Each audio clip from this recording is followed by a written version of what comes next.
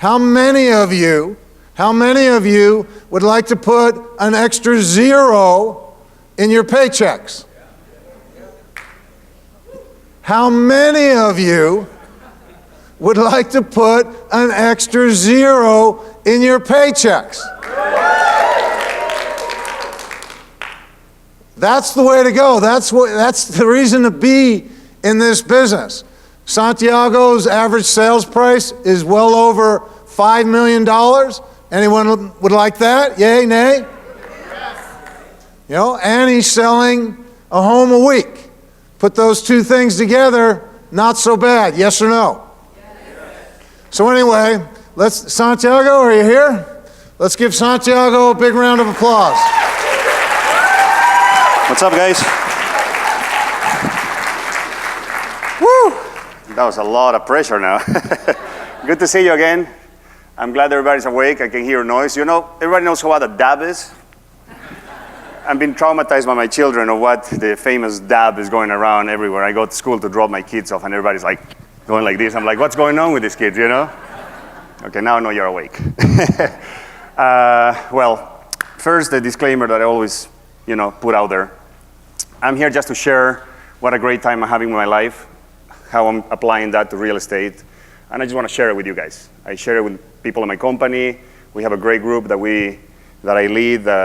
We use the Think and Grow Rich Napoleon Hill book as a book to follow, and we have a lot of fun, and I thought that would be a good idea to grab a couple chapters from that book and share over here, which are going to be faith and auto-suggestion, okay? The disclaimer is, I don't mean to offend anyone by race, color, or anything, okay? Sometimes I say things.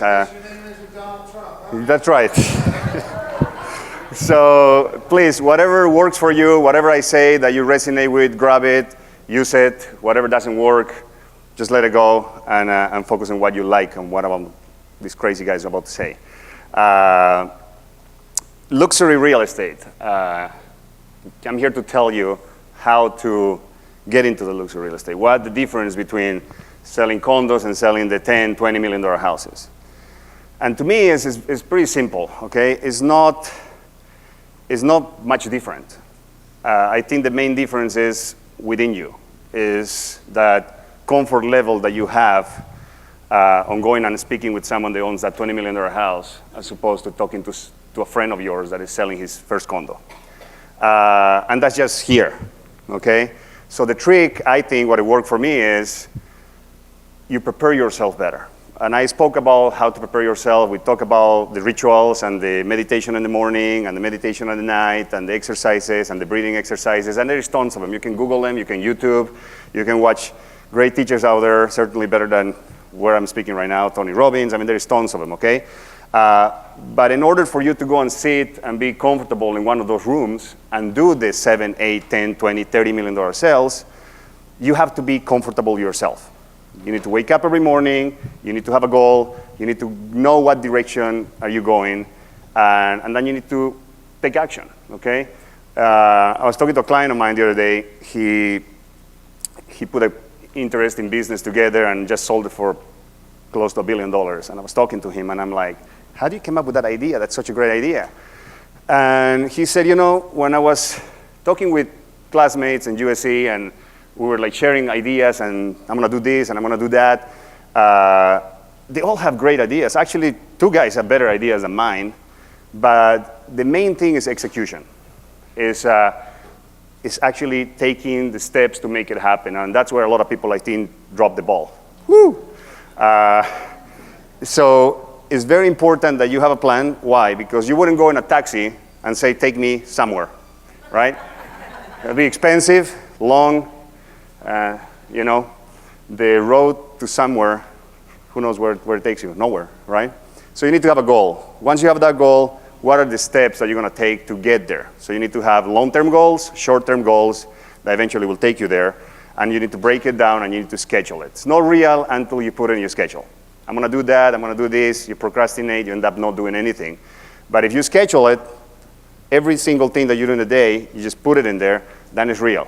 Then you know it's gonna happen, it's there, I have to show up there, I have to do this, I have to door knock for 2 hours, I need to go and cold call for 3 hours, whatever it is that you do, to generate business. Okay, so that's really the main difference on, for me, between the luxury real estate and just selling real estate, normal and in the smaller end. Should I dance? Okay, so next we're going to talk about how do you motivate yourself. Okay, you need to find something that works for you. You can work out, you can go on a run on the beach, you can put your music on a bicycle, you can meditate, you can pray. There is so many ways how to get motivated, okay? And you need to find something that works with you. What works for me, and I shared, and I'm gonna be really quick because I don't want to keep talking about the same, is wake up every morning and you start with gratitude. You start looking that you're able to get out of your bed. You can walk, you can see, you can hear, you can breathe, you're alive. First thing. That's gonna put you in a mood already that you want to be. Then you say, I'm grateful for this house, I'm grateful for my kids, I'm grateful for my wife, I'm grateful for my breakfast, and you just go on. Once you do that, you have a state of mind that will allow you to put yourself in thinking like where I want to be. And then you can visualize, which is a very powerful tool. And you can visualize where you would like to be, okay? So how many of you do any of this? Great. So what I do is I close my eyes every morning and every night, and I picture where I'm going to be for my 50th birthday. And I know exactly where I'm going to be, who's going to be sitting next to me, what kind of wine I'm going to be drinking, what kind of food I'm going to be eating, what speech I'm going to give then, and how it's going to feel. How I'm going to feel being there. And the more detail you go, you put emotion into your thoughts.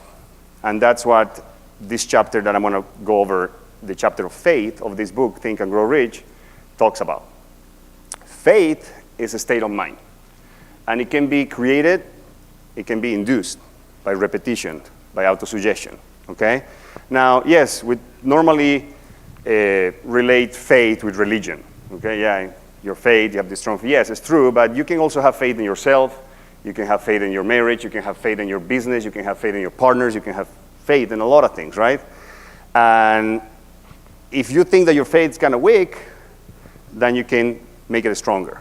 How would you know your faith is weak? How would you know you can improve your faith? Anyone can tell me? Okay. How do you realize that you don't believe in yourself? Doubt, maybe? Fear, right? You heard that I always say fear and faith cannot coexist. You can be fearful and say that you have strong faith. It just doesn't work that way, okay? You either have faith and there's nothing to fear, or you're fearful and then you need to work in your faith. And to work in your faith, there is exercises you can do. You can buy the book, you can look in there that explains in detail what you can do, but I'll give you a few tips. You can create something that you want to say and repeat 200 times a day. Whether you're driving, I do this a lot of times, I'm driving and I just, instead of putting the music, I turn down the music and I just scream what is that I want, what my goal is, like over and over and over and over and over again. Some people think I'm crazy. But it works, okay? I go to the gym at night and I don't see them. I don't think they're here. I have a couple of friends that sometimes come and join me. And I go late at night. I go 8:30. I like it's empty, so less people think that I'm crazy. And I go on the treadmill and I repeat the same thing for 10 minutes as I'm going in out loud. Okay? So you see people like, they go to the farthest treadmill. But these two individuals, friends and coworkers, have been with me and they at least go couple months a year spread out to the gym with me, and they have heard me saying what that goal was for 2014, what the goal was for 2015, and now they hear me saying what my goal is for 2016. So they heard me saying it, and the first time when they thought I was crazy, now that happened, they're like, but I haven't seen him doing it yet. And that's what is interesting, because I was talking to Danny Brown, actually, and he was laughing. He's like, oh, I'm going to show up because you're going to share the secret. Okay? Yes, I'll tell you the secret. The issue is that, going back to execution, I can tell you exactly what I do from the moment I get up. Doesn't mean that what I do is what's going to work for you. I can tell you exactly what you should do, and I can come back here in 3 months, and I can make you take a note of who said that is going to do it, and the number of who said is going to do it who actually did it is going to be huge. The difference is going to be gigantic. And that's the issue, is the execution. People come, people want to hear, people buy the books. You know what you need to do. Everybody knows what you need to do. Everybody knows whether you're being lazy or not. I always ask myself, it's like, would I hire myself as a CEO of my company? Ask yourself that question and you'll be like, maybe not. Maybe I wouldn't pay myself that much. So that's the main thing, is executing, is getting there. So that's regarding faith, and I wrote a couple notes here that I want to read it for you.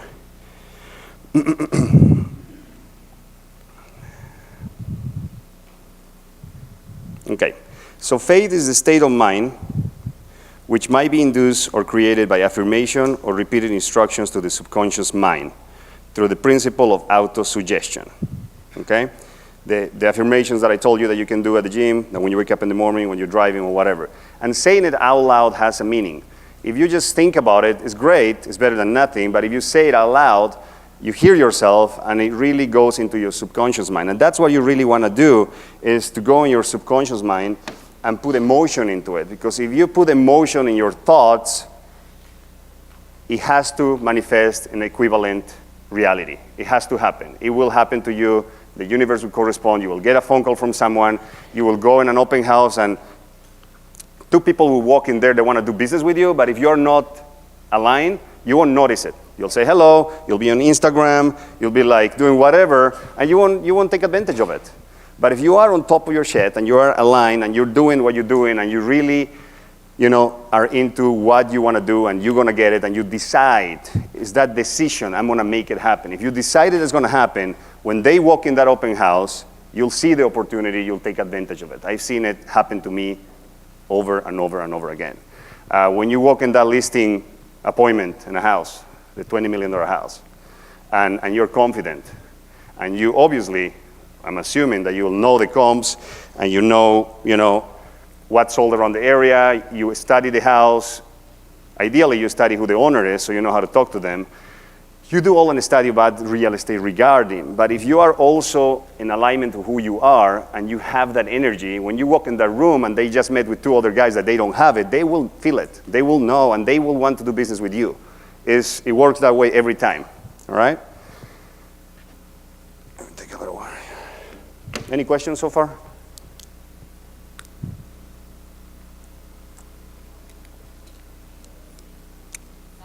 Yes.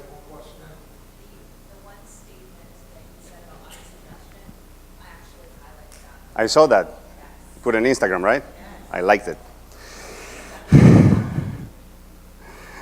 So there are no limitations to your mind. I mean, it's been proven, okay? This is not news. Everybody knows that. I mean, who would think that you can go to walk on a wall and turn on a switch and have light, okay? People probably were like, how, thank God Edison didn't think that way, right? So Confucius, the Chinese philosopher, used to say, who he said I can and who he said I cannot, they both right. And one of the things I wanted to ask you, and I want to see who, maybe 3 people to tell me, what is everybody wants to make more money, right? So that's why we're here, I'm assuming. We do real estate, we sell real estate, we want to be great and everything. Who says or has as a goal, I want to make more money? Exactly like that? I want to make more money? How do you say it? Like that? Okay. Because more money, I can give you $1, then you have more money, right? So clear messages. You need to say the specific amount. What is it that you want? Okay? I want to make this amount of money this year after taxes.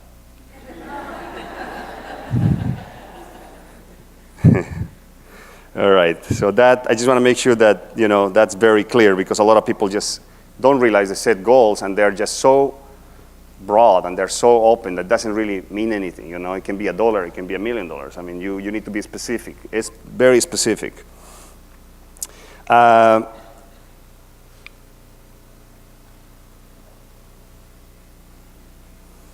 what I like to do is, if you all have pen and paper, if not on your phone, you can put in notes, is write down the specific amount of money that you want to make till the end of the year.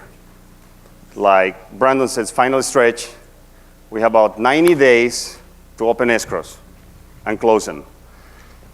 You know that when Thanksgiving comes, things slow down, you want to go away, and people want to go away, so things slow down, and I think unless you're planning to open escrows all cash close in a week, you better get opening escrows in those 90 days if you want to count those sales in this year. So what is the amount of money after taxes that you want to make by December 2016? Write it down. And then write down what are you going to do today when you leave here to make that happen. You're going to make phone calls? Are you going to door knock? Who are you going to call? How many open houses are you going to sit? Are you sitting an open house this weekend? Do you door knock before you go in your open house to let people know that you're having an open house? Do you send a letter, a postcard, or something so you can try to get more people in there? They might not be the buyers.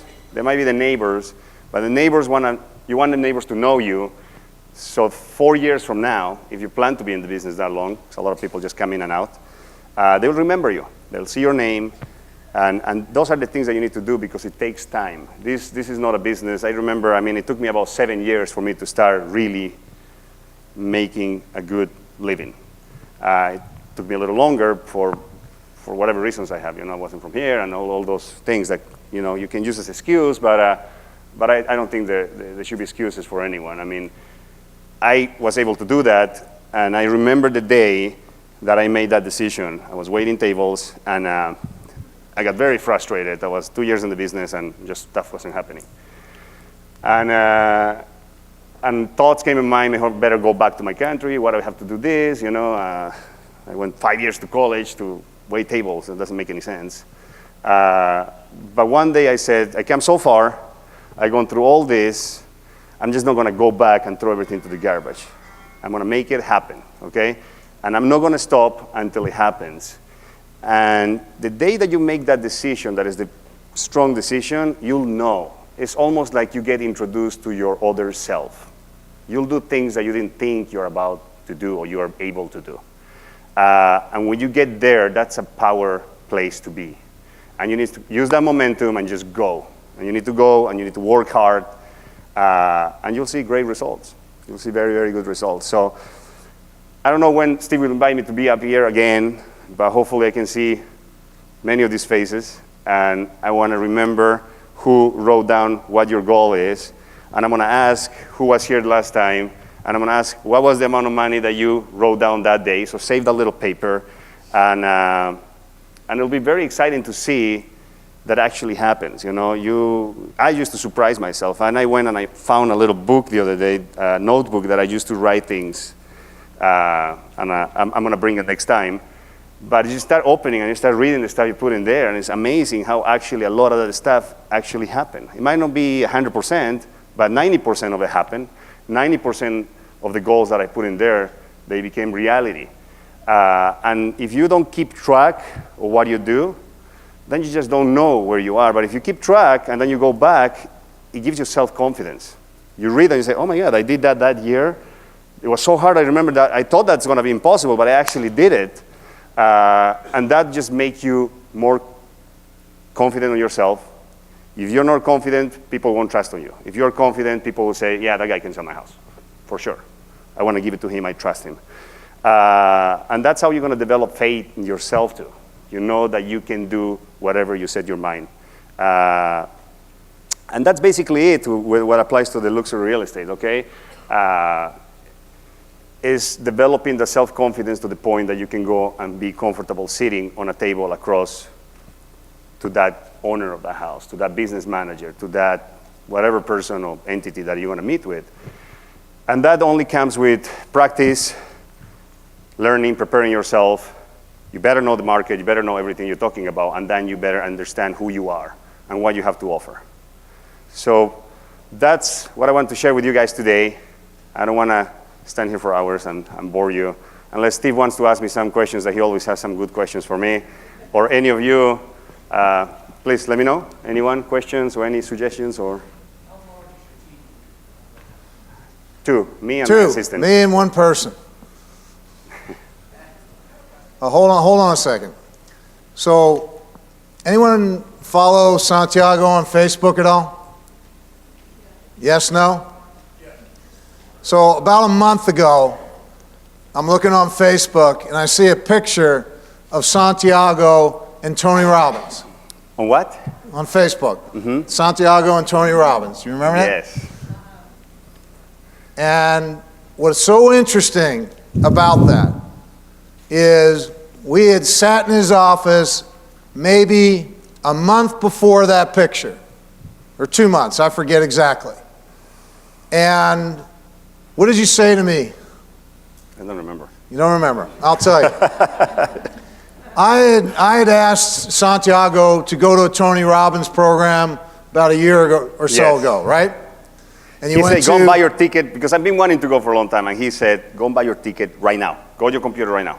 So I left, he got on the computer, he bought his ticket, and he went. And did you have a good time? It's amazing. Amazing time. Amazing. I'm going again in December. However, you had one regret at that program, correct? Yes. And that was? At the end of the program, they offer a package, ultra discounted. Whoever wanted to sign that night will get a chance to shake Tony Robbins' hand. So I was like, I'll buy it. So I bought the program, and about 40 people got a chance to go backstage and say hello to him, but it's ultra short. I mean, he's got security all around him. It was just say hello. And after I say hello to him, another guy came from Brazil, and he basically went and told him his story in 20 seconds. And he listened, he paid attention, and he told one of his guys, take his information. And I was like, fuck. You know? I was like, I fucked up, you know? So I was so upset, you know? I was like, why I didn't do that, you know? I mean, someone was more prepared than me at that moment, obviously, and just went for it, you know? I mean, what's the worst thing that can happen? The guy turned around, which I don't think he would do, the security would put him away, whatever, but he went for it, okay? And I didn't do that, and I regret it for almost a year. And I told him. So we're sitting there, and he's telling me this. He's telling me this. And you made a commitment that next time you're going to make sure he knows who you are, and you tell him your story. And so here we are a few months later, and I see this picture of Santiago with Tony Robbins. What happened? So I get invited to an event in downtown for the break ground of the new soccer team. There's going to be a new soccer team in LA. I don't know who knows or not, but they're building a fantastic stadium down in downtown where the Coliseum is. It's going to be a fantastic thing. And, you know, Peter Guber, Magic Johnson, a bunch of other people, and along them, my client are the investors. And my client sent me an email. It's like, I know you like soccer. You're from South America. Why don't you just come and check it out? And I'm like, sure, I'll go. He's one of my best clients, so why not? So I go there, I make myself there, and I'm chatting with people, and finally I go and I sit in the front. I always sit in the front. The best thing is to sit in the front, okay? I'm sitting in the front, and I see my client. Not standing in the back, sitting in the front. And I look up, and I see my client, there's Magic Johnson, everybody there, and I look next to my client, sitting Tony Robbins. I'm like, holy shit. I mean, what's Tony doing here? So he's one of the also investors, and I guess is involved with that because, you know, as you know, he's from Azusa and grew up in downtown, and he was very poor, and he wants to give back to that whole area. And I'll text my client, like, you have to introduce me to Tony Robbins, da-da-da-da-da. And of course, he's not responding, right? He's up on the stage talking or whatever. The whole event finishes, I'm like, I'm not going to waste this opportunity. I'm not doing this again, Literally, right? I went, and I just walk in the back, I made myself, and as soon as he came down the stage, I grabbed him, and I did the same thing the Brazilian guy did. 20 seconds, boom. And he looked at me, he's like, oh my God, that's amazing. Congratulations on your success. Can we take a picture? I'm like, sure. So we took a picture, and I said, I'm going to see you in December. He's like, oh, you're coming to Orlando, to Boca? And I said, yes, I'm coming. He's like, well, if I see you, let's chat, and da-da-da. So I think he will remember at this point because, you know, I saw that connection. So I'm hoping that when I go there, I have an opportunity. I'll find that opportunity, and I'll just go back and talk to him because I think that's an unbelievable human being. I think he's the real deal. You have to go to one of these events to understand what I'm telling you. I don't think the TV show that he just came out with makes the justice. Is great. I think that you have to go at least once. So that is the power of manifestation. I saw that picture and I went click, boom, because we had had that conversation. yeah. And what Santiago was saying, you've got to see yourself where you want to be. You have to see yourself where you want to be. And Santiago and I have a connection that goes way back. And it's the book called The Science of Getting Rich, which Rodrigo introduced you to. Right. And, in that, he talks about that. You must be clear and you must be definite in your thought. And sustained and consecutive thought is the hardest work in the world. And you have to ask yourself, are you thinking according to appearances or are you thinking according to your truth? It's easy to think according to appearances. Thinking according to the truth, what you want, your dream, that's the hardest work in the world. And if you want to get into that high end, you have to see yourself there every single day, no matter where you are. I had a situation this week. I had a client call me, and she works down in Newport. She's probably 4 or 5 years in the business. She's got a great clientele, and the opportunity arose for a $27 million listing.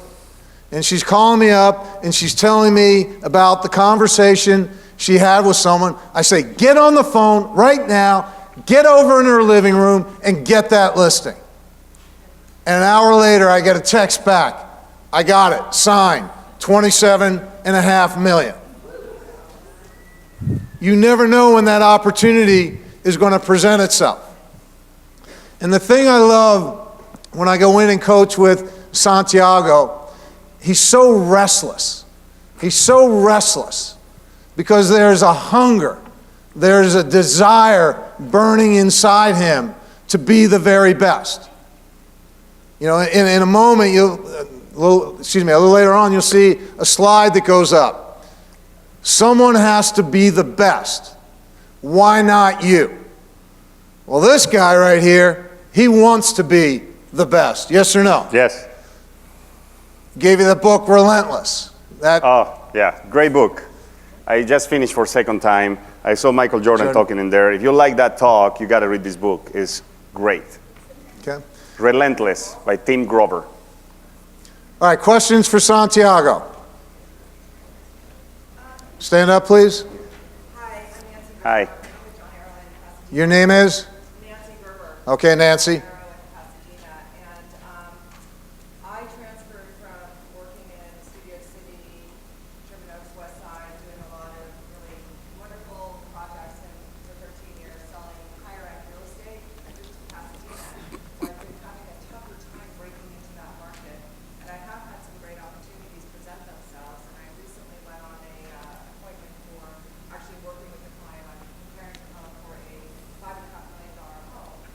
And it was a unique situation being that there was a brother and sister, and they didn't agree, and one wanted one person and one wanted me. And so it had to come down to with a mediator and two attorneys, and we had to go in and present. It was really hard for me to present, being that I had never sold anything in San Marino. I mean, I did a PowerPoint presentation. I went in and did things that I thought the other wouldn't do. It was the chains. So how do you, if you're going in and after the higher end, how do you establish yourself when you're going up against you?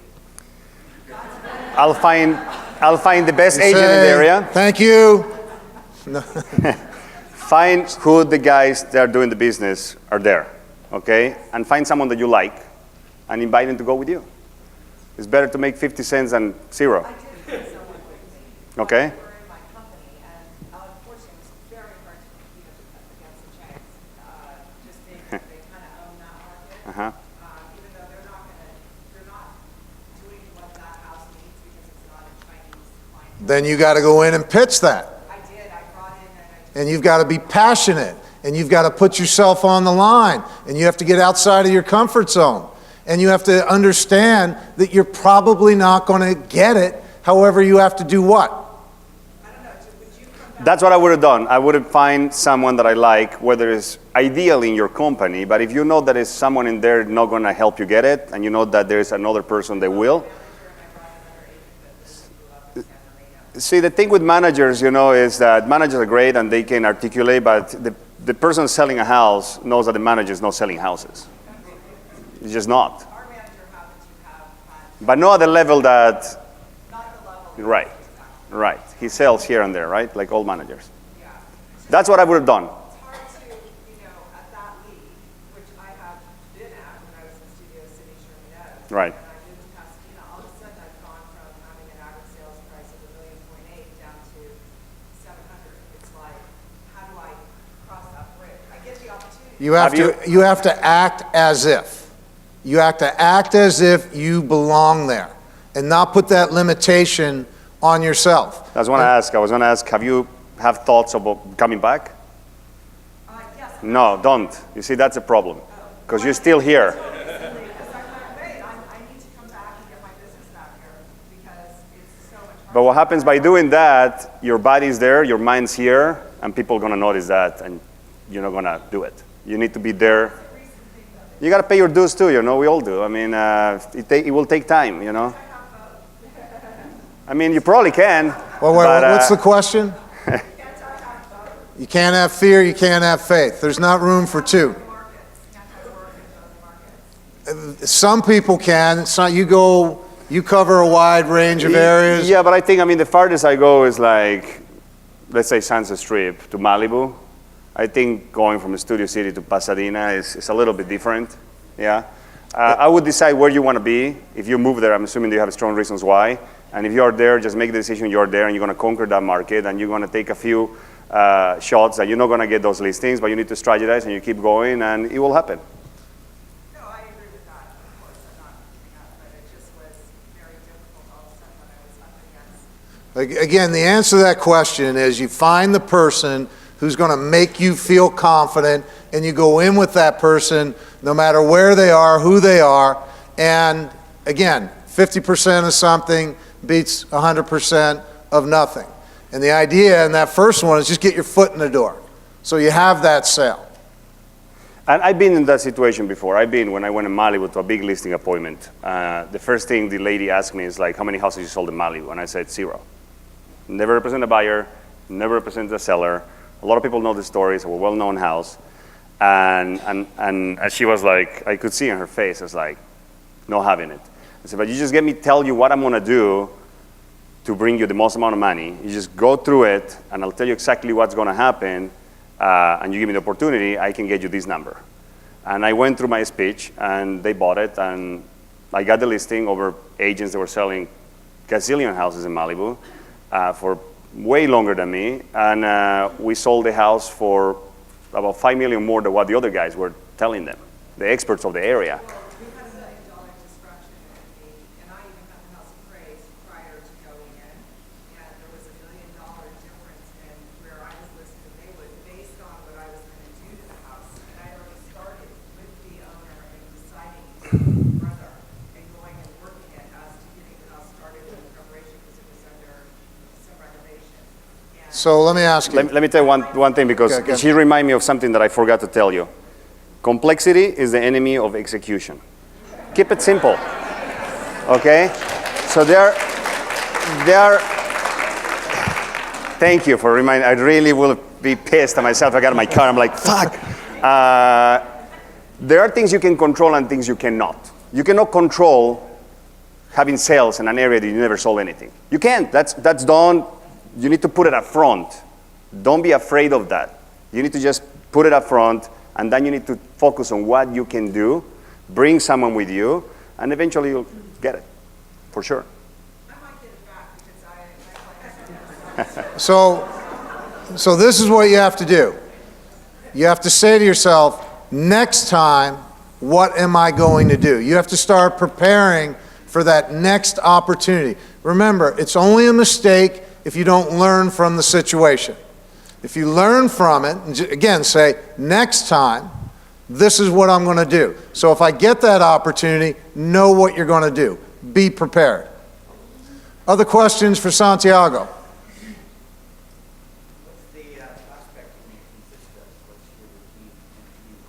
Say it again now. Prospecting, what do I do? What prospecting? Yeah, who do you call? What's it look like? What's your... Well, at this stage, I have, a portfolio of clients. So basically, I just call them back and I touch base with my current clients.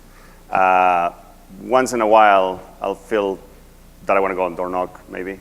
Or I have a client that has a need and we cannot really find the house in that specific area. There's nothing on the market. I will go. How many active listings do you have right now? 12. That's his prospecting. Those signs bring calls. Those clients bring calls when you get to a certain level. Open houses. This is what keeps me really busy. I see the open houses every Sunday.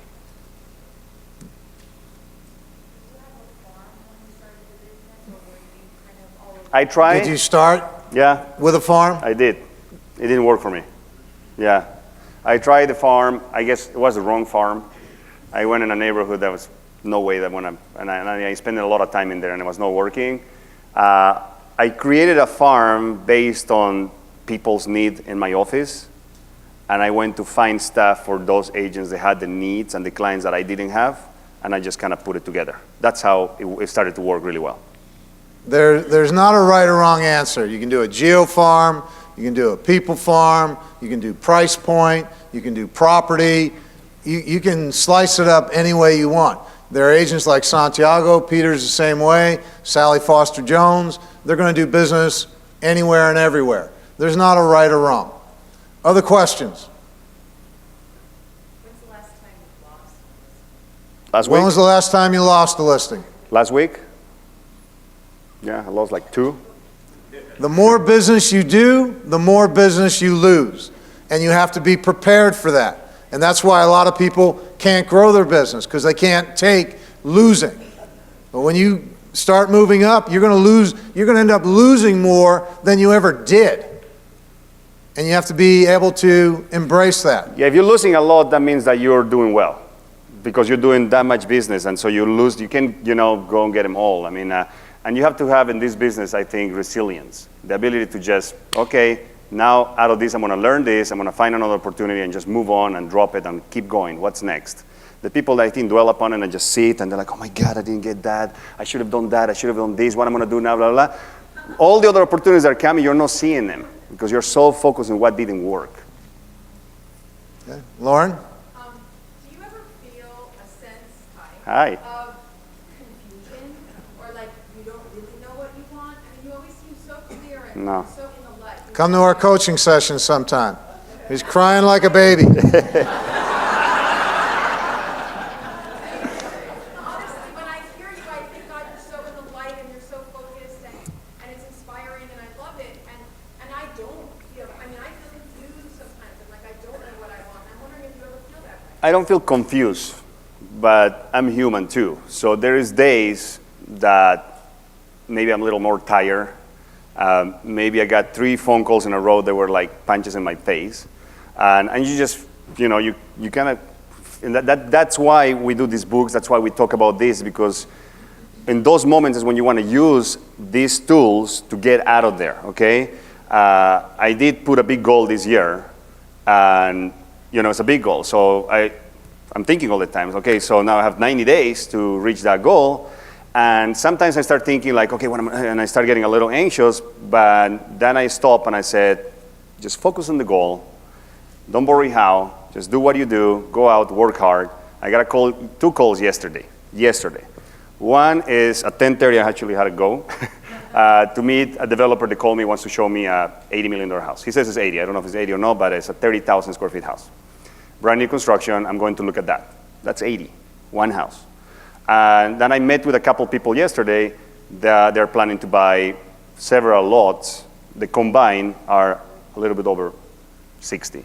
So if you're open to it and you just do and do and do and do, you will get those phone calls. You need to be open to that for that to happen and believe in it, because if you're not, they won't happen.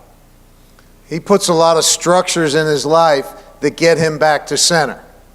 So if he gets off course, there's always something that's going to get him back on course. Teaching the class every Friday in your company.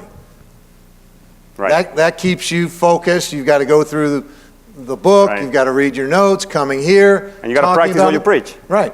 And so you have to have structures in your life that if you do get off course, it's bringing you back. All right, we'll let you go get that $80 million opportunity. Thank you very much. Thank you, man. Thank you, guys.